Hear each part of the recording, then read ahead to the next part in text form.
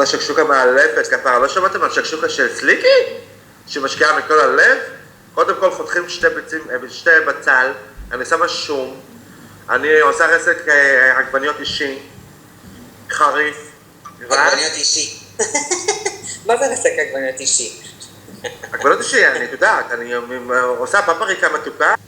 אני עושה שקשוקה במתכון, שקשוקה של ג'וליית הלב.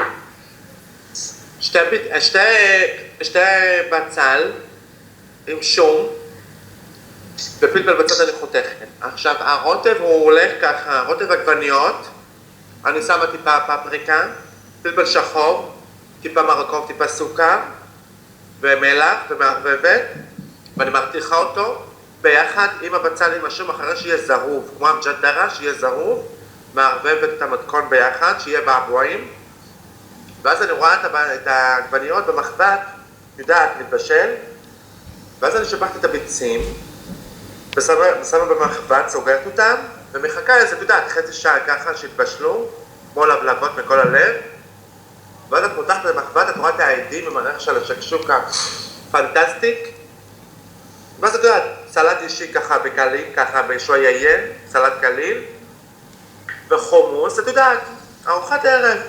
צנועה וטעימה. לא צריכים חרבודה, את יודעת.